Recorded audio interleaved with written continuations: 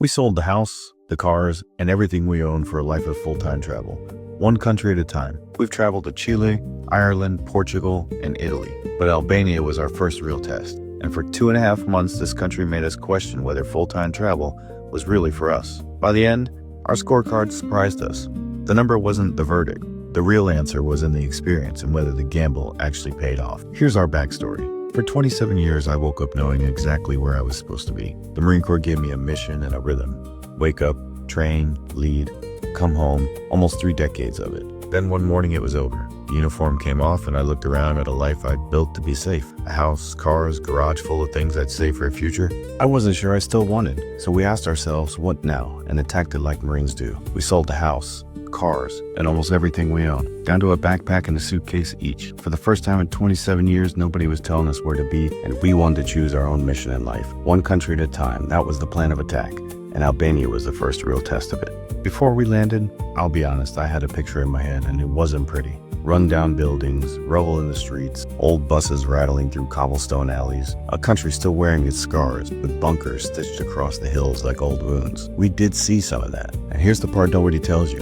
It's there, and I won't pretend it isn't. But what we actually found knocked that picture out of our heads. From Skanderbeg Square, one of the largest pedestrian squares in all of Europe, to modern cafes on every corner, and food that ranks with some of the best we've ever eaten. Beaches so clear they don't even look real. Albania didn't look like a country recovering. It looked like a country that had already decided what it was becoming, and we'd walked right into the middle of it. Stepping off the plane in Tirana was exciting and a little wild.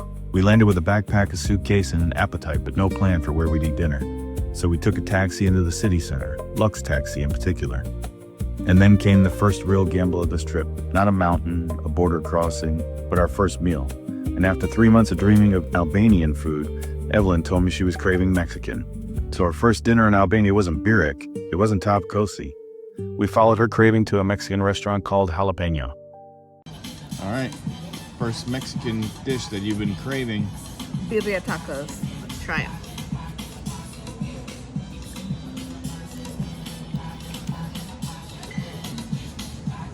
I remember sitting there thinking, is this the life we sold our house for? Not a postcard, not a highlight reel, just the two of us, a plate of Mexican food in the middle of Albania, and a whole country still unknown in front of us. And in that moment, before the challenges, before the scorecards, the gamble already felt worth it.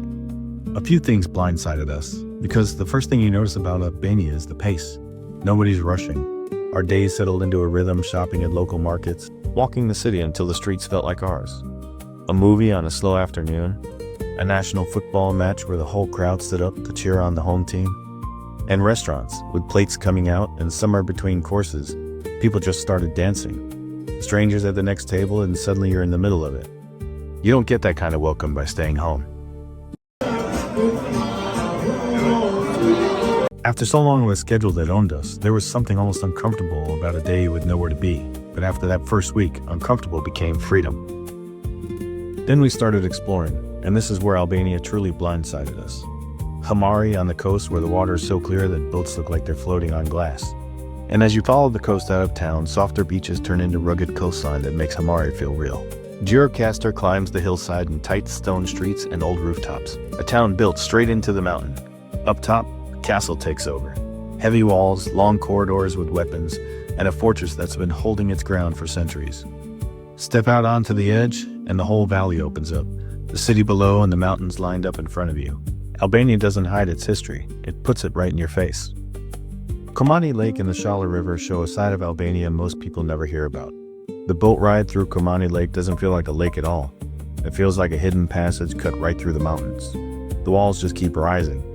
And with that turquoise water below you, it feels like Albania is letting you move inside it, not just across it. Once you arrive, there's plenty to do. Kayaking, swimming, relaxing, or crossing the bridges to one of the restaurants. We chose to relax, and that's the thing about this place. It doesn't just look good, it makes you feel good. How is it? Amazing. We love it. To get to the Krujë castle, you walk straight through the old bazaar. Stone streets, wooden stalls on both sides, carpets, carvings, copper, everything handmade.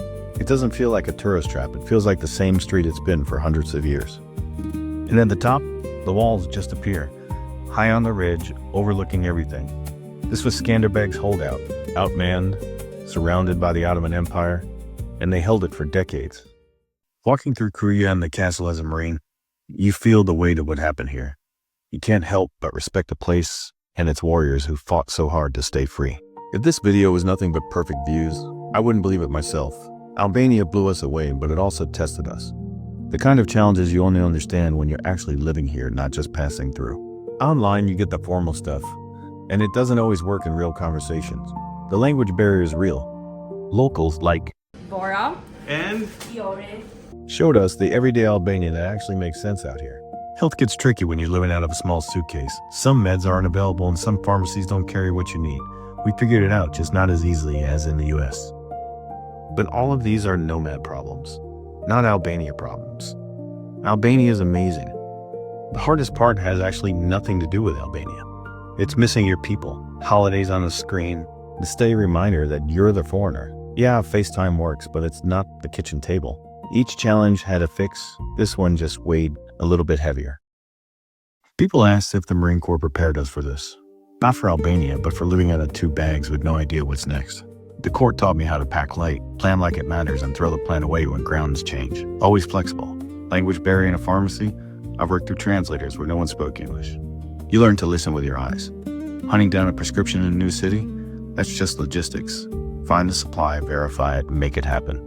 Improvise, adapt, and overcome. Sounds like a bumper sticker until it's your Tuesday. The uniform's hung up, but my operating system is still running. So here's our actual cost for 2 people living out of a backpack and a suitcase per month. Accommodations were $1,800 a month for a 2-bedroom because we knew we were going to have guests.